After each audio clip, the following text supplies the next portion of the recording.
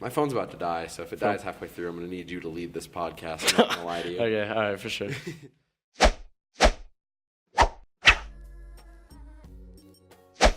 Welcome back to the Vast Podcast, episode 4, my first time, featuring Robbie Quaintaince. Hello. How are you doing today, Robbie? Good. How are you, Parker? I'm doing freaking-tacular. So Robbie, if you don't know, he's actually our camera operator for the show. He sets up all the cameras. He makes sure all the equipment is working and good for us every week. So we appreciate you for that. You want to talk about what you do, what projects you've worked on, and... Yeah, so, like he said, my name's Robbie Quaintaince. I've been doing video for a while now. I used to make, dumb little movies with my friends and stuff. But then I started getting more serious in high school, and I work at a company called Memory Lane Video, where I do wedding video and commercials for, local businesses. And, yeah, it's really cool. And then I do, music videos and commercials independently. That's pretty cool. So what businesses have you done commercials for? So there's this one called X-Cycle, which is what we do most of our stuff for, and it's like a cycling gym. And then we've done stuff for, not per se businesses, but products. There's this one called for a workout thing called the Ultimate Sandbag, and yeah, just stuff like that. Okay, pretty solid. And so do you do this by yourself, or do you have a business partner? How does that work? For the company, it's through Memory Lane Video, and they're the top-rated wedding video company in Las Vegas. And so I have 9 different coworkers, and so I just work with them on projects, and then my boss, he's pretty cool. And then for the independent projects, I work with Miles Murphy, who was on here before. Right, so if you remember, Miles Murphy was on 2 episodes ago talking about what equipment is good, how to buy equipment, how to pick your first piece of equipment. Go watch episode 2 if you want to look at that. That's pretty awesome. So today we're going to talk about sort of your origins in video, where you started, how you got to where you are today, and what you would recommend to new cinematographers, how to start and whatnot. So let's just get right into it. How did you start? What was your first intro to video? Well, the first thing that happened was my dad got me a flip camcorder, which were just terrible cameras. They were pretty solid. I I know, but I loved my flip. Yeah. Until I ran it under the water. Yeah, no, they weren't terrible. They weren't terrible, but they were just not up to par with what I would use now. Right. But yeah, so obviously 720 doesn't really fit to 2K. Yeah, so basically I would make videos in the basement of Ohio with my cousins with action figures and Barbies and stuff, and we would just have fun doing that, and they were pretty dumb, but we would just watch YouTube videos and be like, wow, that's so cool. And yeah, so we would just do stuff like that. Pretty solid. Anybody specific that you got inspiration from that you really enjoyed? I used to watch so much Smosh. I thought their stuff was so funny, and I just loved their skit style stuff, and I would just try and do stuff like that. I would just watch them 24/7. Awesome. So what equipment did you start with? After your flip, how did you progress from there? My dad would just get camcorders, and he would give me his old ones. So then I went to an Aptec, which is not very good either. And then I went to a Canon DC400, which is this one. Yeah, pretty good. Solid. Yeah. Recorded straight to DVDs, folks. Yeah, and then what's an Aptec? An Aptec? So it's a camcorder. It's kind of like this one where it's vertical, and then it has the lens like that, and then the screen flips out. It's kind of like a flip, just a little bit better. And then after I had that one for a while, and I went to the Canon T5. So that was the first DSLR I ever had. And yeah, it's pretty good. I still have it. I don't use it as much anymore. Right. What do you use now? Now at Memory Lane, we use the Canon D Mark IIIs, which are solid cameras, or Sony A7S II, and those are really nice cameras.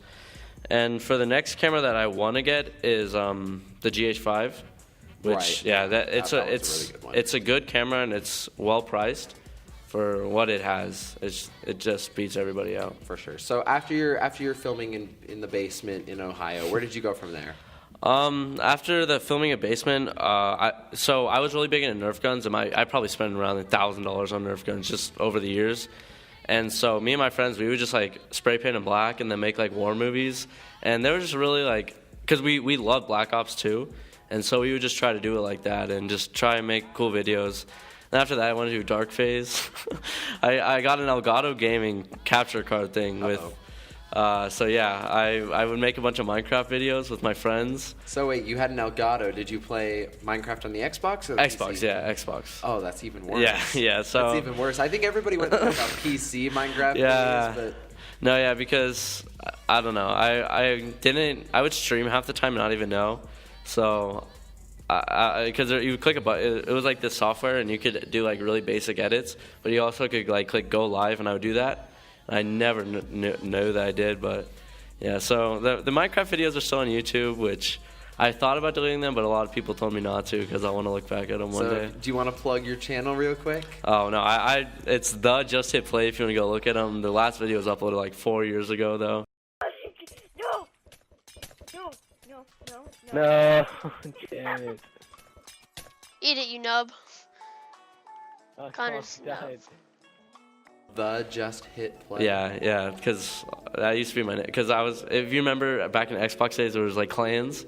So I was in I started the Just Hit clan, which my friend was like Just Hit Record, and there was like Just Hit Pause. Fair enough. Yeah. Just Hit Play. And so I would make just a bunch of videos with my friends on like just the Xbox. So when you were doing all these videos, what programs did you use? What were you fluent in per se? Like when you were making your COD videos, what did you use for compositing, putting gunshots in? Nothing really.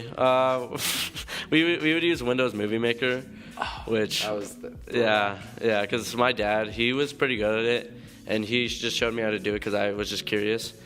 And then and then I got into Premiere Pro, which was a little bit harder. Because I had Sony Vegas for like a week, but I just did not understand it.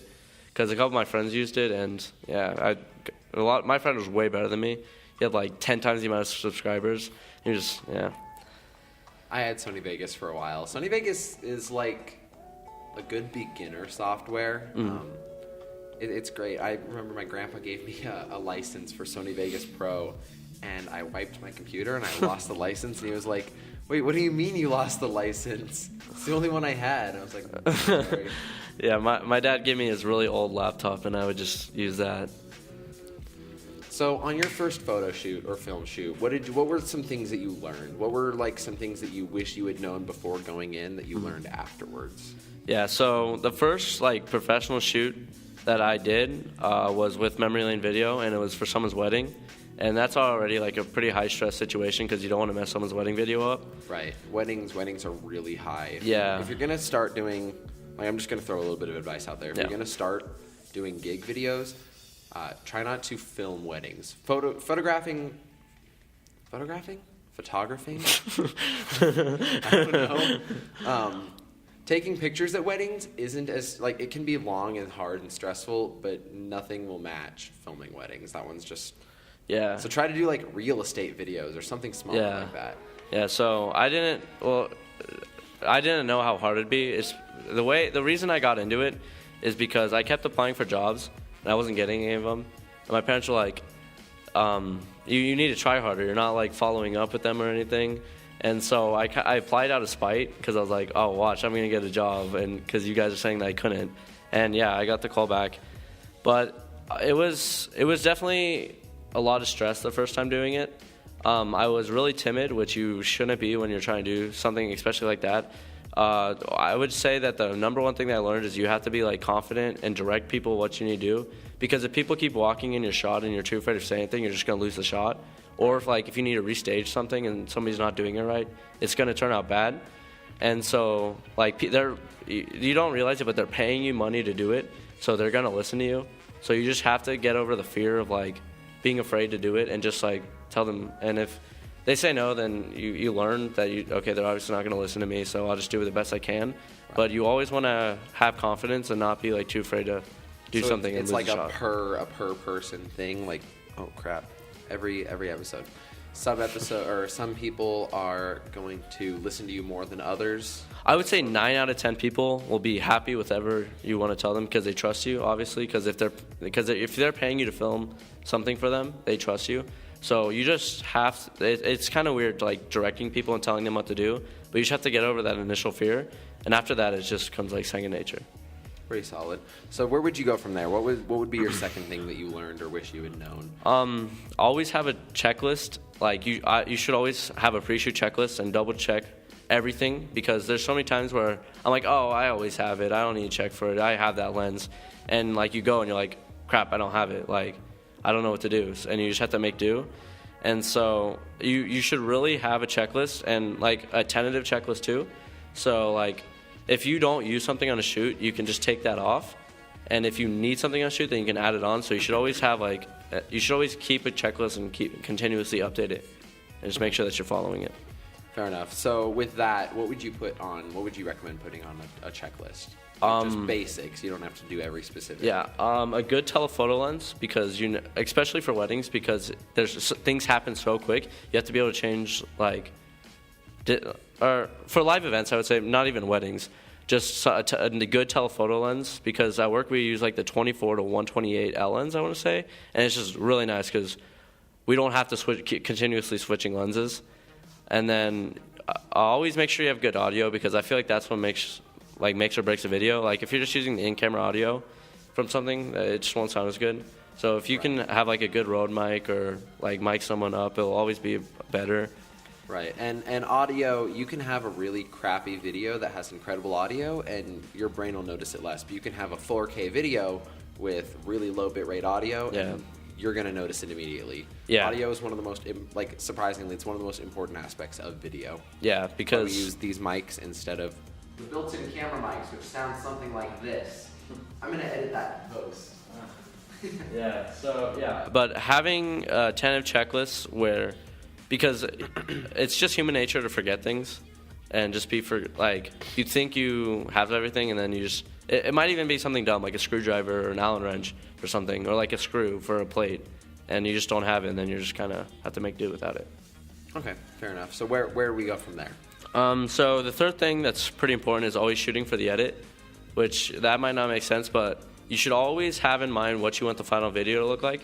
So if you want, like, because if you are shooting, like, everything close up and no wide, then that'll look a little weird. Or if you're, like, want to add, like, timer mapping or, like, a transition or anything, you need to set up a shot for that. Or restaging, where you're going to cut a shot into that. You should always have in mind what you want the final product to look like. So that's a big thing that we say at work, is just shoot for the edit. Awesome, fair enough.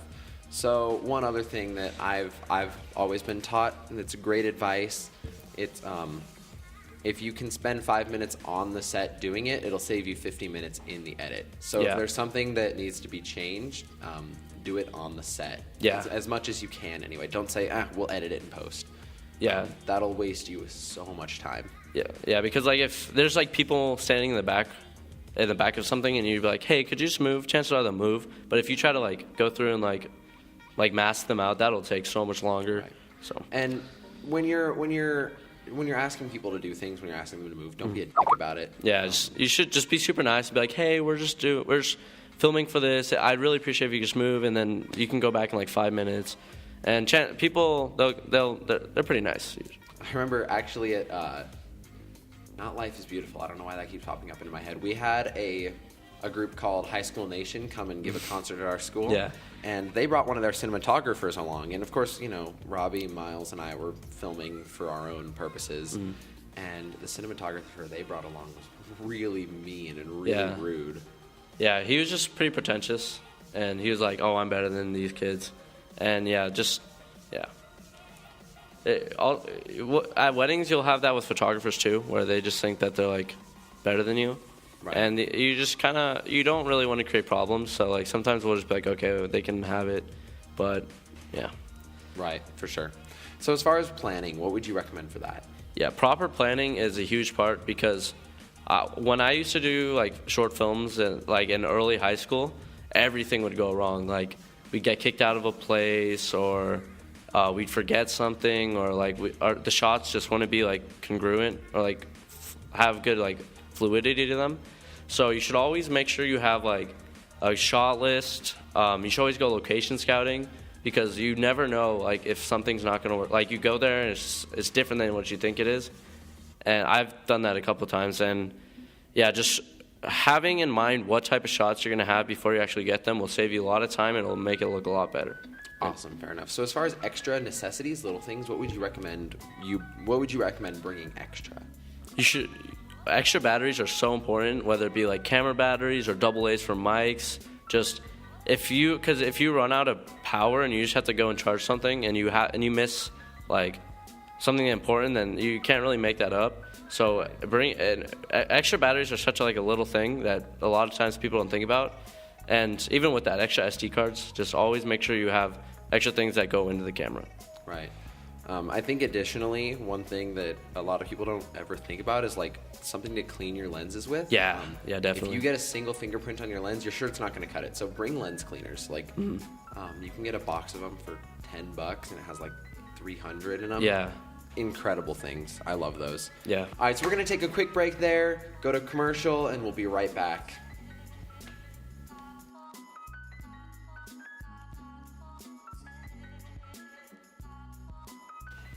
Welcome back to the Vast Podcast. We're back from our commercial break.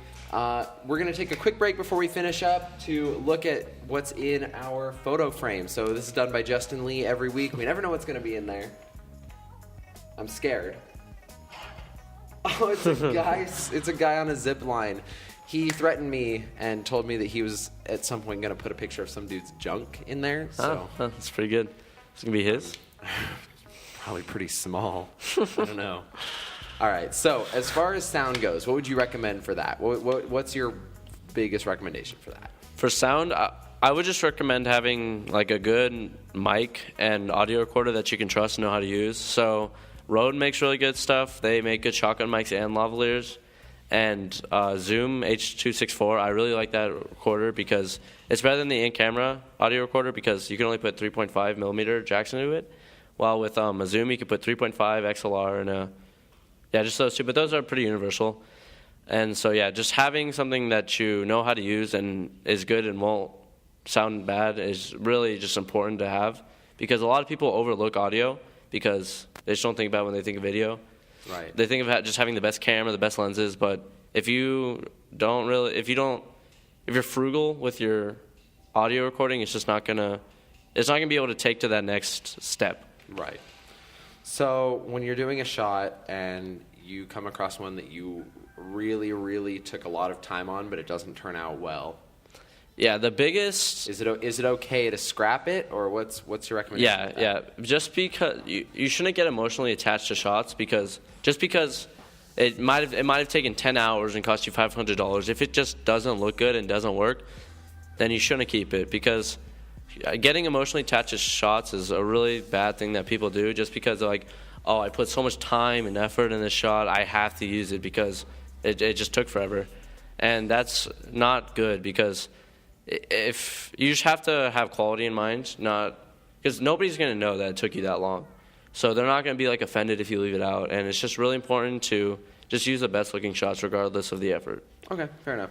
Is there any other things that you would recommend to new cinematographers? Anything that you feel like you should tell them about their first film shoot? Just don't be. Hold up. No matter how prepared you are, something will always go wrong. That's something that my dad told me because he does radio, which is kind of the opposite of video. But with remotes and stuff, you could do as much planning as you want. There's always something big or little that's going to go small. And it's just how well you can recover from it and like work past it, and just having like the mental fortitude where like, oh, this lens just broke. You just have to get past that and like just know that it's not the end of the world, and that you just make the best video that you can regardless, and that just something's always going to go wrong, and so you just have to be ready for things to go wrong. Right. I'd say something that's really important to do that a lot of beginners are afraid to do is ask for money. Because I did a first couple of gigs without asking for money, just hoping that they'd be like, oh, okay, we'll throw them a couple of dollars. But a lot of people, they just won't do that. I would be so anxious and afraid that people would be offended if I asked them, like, hey, could you, I charge this much, just because it's kind of uncomfortable too. Right. But you just have to kind of get over that. And they won't be offended.